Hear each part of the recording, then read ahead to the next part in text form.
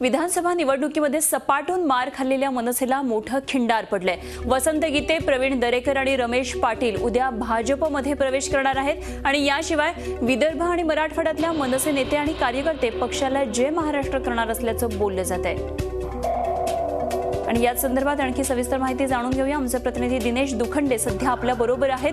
दिनेश, खरं तर राज ठाकरेंच्या खांद्याला खांदा लावून उभे राहणारे त्यांच्याबरोबरचे हे कार्यकर्ते आणि 3 माजी आमदार उद्या भाजपच्या वाटेवर आहेत। अनेक विदर्भातले कार्यकर्ते आहेत। काय नेमकं खूप मोठं खिंडार आता मनसेला पडते। पुढच्या निवडणुकांच्या दृष्टीने खूप मोठी स्ट्रॅटेजी आता मनसेला आखावी लागणार आहे। अनुपमा, नक्कीच ज्या प्रक्रियेच्या गेल्या 2 महिन्यापासून फक्त बातम्या कानावर येत होत्या त्या प्रक्रियेला आता अखेर मुहूर्त मिळालाय असंच म्हणावं लागेल। मनसेचे 3 माजी आमदार, यात आणखी शिवसेनेतून मनसेमध्ये दाखल झालेले 1 आमदार, असे 4 जण उद्या भाजपमध्ये प्रवेश करता आहेत। अशी माहिती मिळते आहे सूत्रांकडून की उद्या 12 वाजता या सर्वांचा भाजपमध्ये प्रवेश होतो आहे।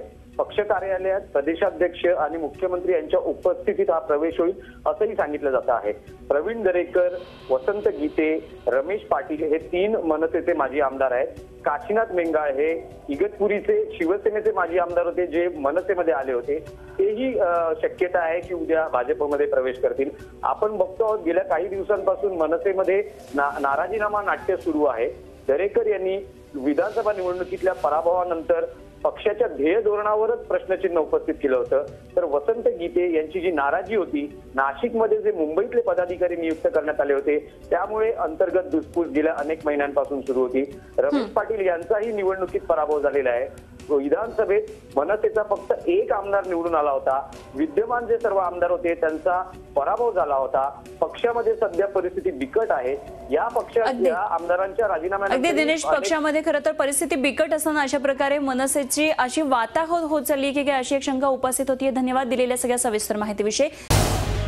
झी 24 तास रहा एक पाऊल पुढे।